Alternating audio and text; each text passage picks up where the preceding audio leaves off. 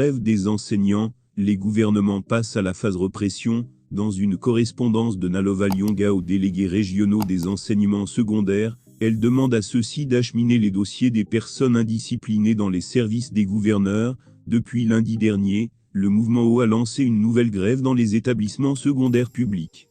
Face à une situation qui s'enlise et où le gouvernement peine à trouver les solutions valables pour les enseignants, Yaoundé passe maintenant à une phase répressive dans cette lancée. Nalova Lyonga, ministre des enseignements secondaires, vient d'adresser une correspondance aux délégués régionaux de son département ministériel au cours du premier trimestre de l'année scolaire 2021-2022. D'importantes obligations des fonctionnaires ont été régulièrement violées par quelques personnels du ministère des enseignements secondaires. Il s'agit notamment de l'obligation de servir et de se consacrer au service, de l'obligation d'obéissance, de l'obligation de réserve, informe celle-ci dans sa correspondance qui date du 28 avril 2022.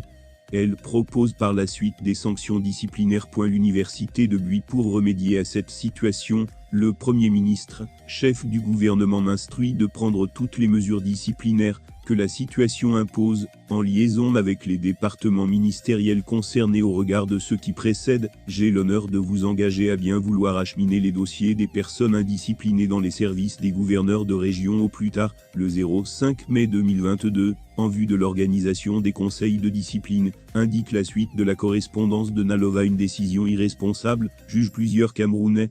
En panne d'inspiration, pour résoudre les problèmes posés par les enseignants, le gouvernement opte pour la méthode forte.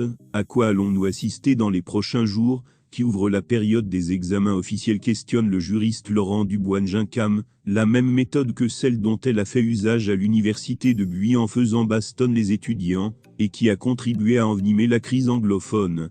Qu'attendez-vous d'elle, soutient Yannick Raphaël.